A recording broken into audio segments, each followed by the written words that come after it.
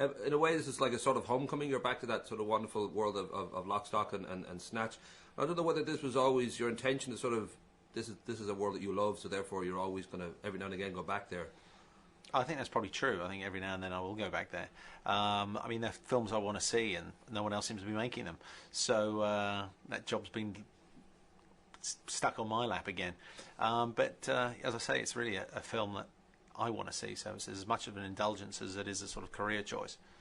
Of course, this time around, as much as you're kind of stepping into the great guns and gags and girls and all that kind of stuff, you still want to reflect what's going on, especially with the sort of shift in the criminal kind of upper echelons. The Russians are moving in. There's a different kind of world out there. I mean, was that something that you had to research deeply, or whether it was it's pretty much well known what is going on in this world?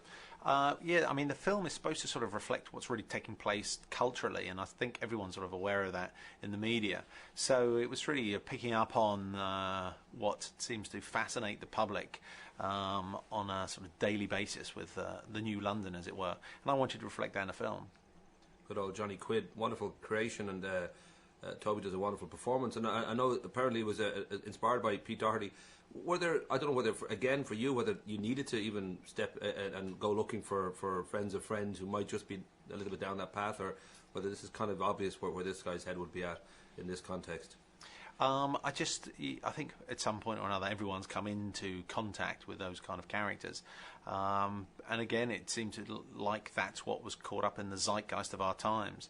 So he's the kind of rock and roller that I was interested in, and you know, I love the irony of, you know, this great talent on a suicidal mission, and I think that's got to rustle up a few interesting questions for everyone.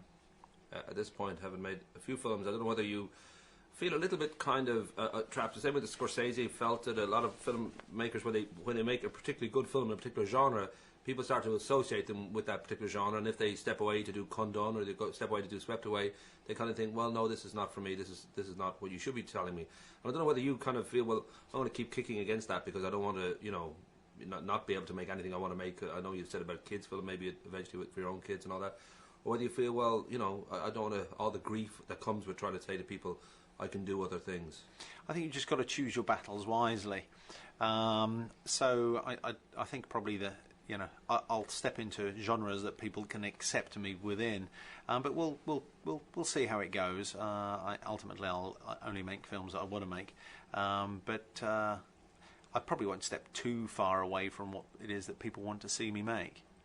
I know you're a man of major testicles because you've already decided this could be a trilogy. I think you've written a second script. You've certainly got a plan for a third, which I don't know whether that's something that when you step into it, you know, it's tough in this day and age for any filmmaker to know I can definitely make 3 films in this storyline, because you've got to make sure that this first one's a hit and people want a second one and want a third one. I mean, was it always your intention, or did you kind of get excited as you wrote this to think, actually I have a lot more to tell, I'd like to keep moving on? Yes, I think it was more of the latter than the former. Gradually, as I was making this, I realised that there was more and more narrative within it. So it spilled over into number 2, which I've already written. So, like you say, if people go and see number 1, then I won't be making number 2. I should quickly ask, because I've been thrown out now. Do you ever make it over to Ireland? Because I'm over that way. I should ask the traditional touristy question. I do make it over to Ireland. Probably not as much as I'd like to. I'm a big fan of traditional Irish music, by the way. We've got some good criminals there as well. So. Rock and roll. I'm giving you a friendly finger. Nice to talk to you, Thanks sir. Thanks a lot. Cheers.